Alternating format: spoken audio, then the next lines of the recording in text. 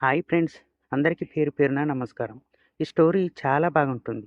ఎక్కడ స్కిప్ చేయకుండా చివరి వరకు చూడండి. ఇక స్టోరీలోకి వెళ్దాం. డోర్ కాలింగ్ బెల్ సౌండ్ వినిపిస్తుంటే వెళ్ళి డోర్ ఓపెన్ చేసింది సుమతి. డోర్ తీయడానికి ఎంతసేపే అంటూ లోపలికి వచ్చాడు సీను. సుమతి ఏం మాట్లాడలేదు. నిన్నేనే, ఏమైంది? ఏం కాలేదులే, మీరు ఫ్రెష్ అయ్యి రండి, భోజనం వడ్డిస్తాను అంటూ లోపలికి వెళ్ళింది. శ్రీనివాస్ చేతిలో ఉన్న బ్యాగ్ టై తీసి పక్కన టేబుల్పై పెట్టి ఫ్రెష్ అవ్వడానికి వాష్రూమ్ వెళ్ళాడు. ఫ్రెష్ అయ్యి వచ్చేసరికి అన్ని అరేంజ్ చేసి ఉంచింది సుమతి. స్మెల్ బాగా వస్తుంది, ఏమండవోయ్ అంటూ కూర్చున్నాడు సీను. కాకరకాయ వేపుడు, గుత్తి వంకాయ, సాంబార్, అప్పడాలు అని చెప్పింది సుమతి. గుత్తి వంకాయ, థ్యాంక్ యూ సుమ అంటూ కడుపు నిండా తినేశాడు. తిన్న తర్వాత, అవును నువ్వు తినేసావా అని అడిగాడు. మీరు తిన్నారుగా, ఇక పదండి అని ముభావంగా చెప్పి లోపలికి వెళ్ళిపోయింది. ఏమైంది దీనికి? వచ్చినప్పటి నుండి అలా డల్లుగా ఉంది అనుకుంటూ ఆమె వెనకాలే వెళ్ళాడు.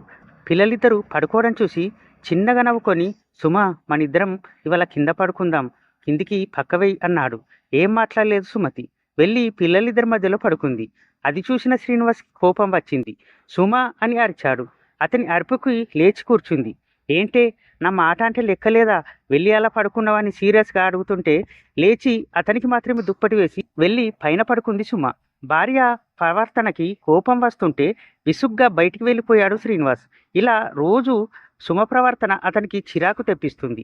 బయట ఫ్రెండ్ ఒకడు, ఏమైందిరా, ఈ మధ్యలో అలా డల్లుగా కనిపిస్తున్నావు అని అడిగాడు. ఇంట్లో మనశ్శాంతి లేకపోతే ఇంకా ఎలా ఉంటాను? మనశ్శాంతి లేకపోవడం ఏంట్రా, అసలు ఏమైంది అని అడిగాడు. సుమ ప్రవర్తన గురించి చెప్పాడు శ్రీనివాస్. ఓ అదా, తప్పంతా నీదేరా, అందుకే తను అలా ప్రవర్తిస్తుంది. తప్పు నాదా, నేనేం చేశానురా? ఏంటంటే, తనని ప్రేమగా చూసుకున్నావా అన్నాడు. ప్రేమగా చూసుకోకపోతే ఇంకెలా చూసుకుంటున్నాను? ప్రేమగా చూసుకోవడం అంటే నవ్వుతూ మాట్లాడడం కాదురా. నువ్వు ఆఫీస్లో ఉన్నా సరే టైంకి కాల్ చేసి తిన్నావా అని ప్రేమగా అడగాలి. అలా ఎన్నిసార్లు అడిగావు?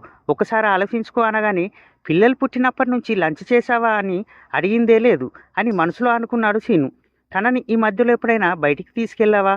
నువ్వు తను ఇద్దరు కలిసి ఏకాంతంగా మాట్లాడుకున్నారా? తను దేనికి బాధపడుతుందో అని కూర్చోబెట్టి అడిగావా? కనీసం తన హెల్త్ ఎలా ఉందోనని కనుక్కున్నావా నువ్వు? ఏ రోజైనా ఇంటికి త్వరగా వెళ్ళావా? కనీసం తనకి మాట్లాడే టైం ఏమన్నా ఇచ్చావా అని అడుగుతుంటే ఒక్క ప్రశ్నకి సమాధానం కూడా అతని నుండి రాలేదు. ఎందుకంటే అవేవి శ్రీనివాస్ చేయలేదు కాబట్టి. ఇన్ని మిస్టేక్ని దగ్గర పెట్టుకొని సుమతి అలా బిహేవ్ చేస్తుందంటే ఎలా చెప్పు? ముందు వెళ్ళి సుమతో ప్రేమగా మాట్లాడి చూడు, ఎంత సంతోషపడుతుందో. ఒకసారి నేను చెప్పింది చేసి చూడరా, నీకే అర్థమవుతుందని చెప్పి వెళ్ళిపోయాడు.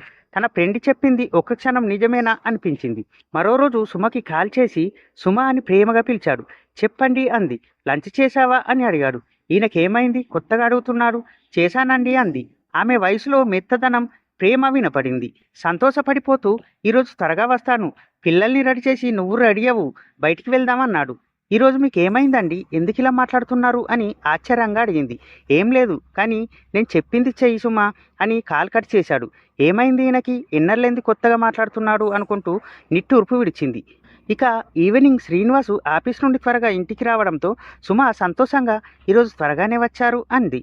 చెప్పాగా బయటికి వెళ్దామని, నేను ఫ్రెష్ అయి వస్తాను అంటూ వాష్రూమ్కి వెళ్ళాడు. ఇక పిల్లల్ని తీసుకొని బయలుదేరాడు శ్రీనివాస్. డాడీ, ఈరోజు నాకు చాలా సంతోషంగా ఉంది. మా ఫ్రెండ్ కూడా మేము అక్కడికి వెళ్ళాం ఇక్కడికి వెళ్ళామని చెప్తుంటే నాకు చాలా బాధేసేది. ఇప్పుడు నేను మా ఫ్రెండ్తో చెప్తాను, మా డాడీ మమ్మల్ని బయటికి తీసుకెళ్ళాడు, మేము వెళ్ళామని సంతోషంగా చెప్తాము అన్నారు పిల్లలు. అలా పిల్లలు సంతోషపడుతుంటే నిజంగా ఇన్ని రోజులుగా పిల్లల్ని భార్యని పట్టించుకోకుండా ఇంత పెద్ద తప్పు చేశానా అనిపించింది. ఓకే నాన్న, నీ ఇష్టం, ఎక్కడికి వెళ్దాం చెప్పండి అని అడుగుతుంటే అక్కడికి ఇక్కడికని 2-3 ప్లేసులు చెప్పారు. వాళ్ళు చెప్పిన ప్లేస్లకు అన్ని తిప్పాడు శ్రీనివాస్. పిల్లలతో పాటు సుమతి కూడా చాలా హ్యాపీగా ఫీల్ అయింది. ఇక తిరిగి తిరిగి పిల్లలు బాగా అలసిపోవడంతో గాఢ నిద్రలోకి వెళ్ళిపోయారు. ఏమోయ్, పద, నీతో కాస్త మాట్లాడాలి అంటూ టెర్రస్ మీదకి తీసుకెళ్లాడు. పట్టుమంచం మీద శ్రీనివాస్ పడుకొని ఆమెను అతని మీదికి లాక్కున్నాడు. ఏం చేస్తున్నారు మీరు, వదలండి అంటూ సిగ్గుపడుతుంటే, ఏంటోయ్ అలా సిగ్గుపడుతున్నావు అంటూ ఆమె నుదుటి మీద ముద్దు పెట్టాడు. పోండి అంటూ సిగ్గుతో అతన్ని దూరం తోసి వెళ్ళిపోతుంటే ఆమె చీర చెంగును పట్టుకొని వెనక్కి లాగాడు. చీర పిన్ ఊడిపోయి ఆమె ఎదభాగం నుండి చీర చెదిరిపోయింది. సిగ్గుతో ఆమె గుండెల్ని చేతులతో కప్పుకుంది. శ్రీనివాసు కొంటె చూపులు చూస్తూ ఆమె నడుంపై చేతులు వేసి దగ్గరికి అదుముకున్నాడు. అయ్యో, ఏం చేస్తున్నారండి మీరు అంది. సిగ్గుతో గొంతులో నుండి మాట రాకపోవడంతో, ఏం చేస్తున్నానో తెలియట్లేదా సుమా అన్నాడు. కొంటెగా అతని మాటకి నిర్వేల సిగ్గు ముంచుకొచ్చింది సుమకి. ఇక ఆమెను అతని వైపుకు తిప్పుకొని ఆమె పేసుపై పడ్డ గురుకుల్ని చెవి వెనక్కి నెడుతూ, సారీ సుమ, నిన్ను చాలా బాధ పెట్టాను. కానీ నువ్వు ఏనాడు నన్ను నిందించలేదు. ఇప్పటి నుంచి నిన్ను ఎప్పుడు బాధ పెట్టకుండా చూసుకుంటాను అని ఆమె పెదవులపై ముద్దు పెట్టి గట్టిగా హత్తుకున్నాడు. భర్త గుండెల్లో హాయిగా ఒదిగిపోయింది సుమ. ఆమెను అమాంతమెత్తుకొని మంచం మీద వేశాడు. వెన్నెల వెలుగులో ఇద్దరి ఏకాంతంలో చంద్రుడు కూడా సహకరిస్తున్నట్లు వాళ్ళ ఏకాంతానికి భంగం కలగకుండా మబ్బుల్లోకి వెళ్ళిపోయాడు. ఆమె వణుకుతున్న ఆధారాలని అందుకొని ఊపిరి ఆడకుండా ఉక్కిరిబిక్కిరి చేశాడు. అతని చేతులు ఆమె నడుముని తడుముతుంటే ఇద్దరి ఒళ్ళు చిన్నగా కంపించింది.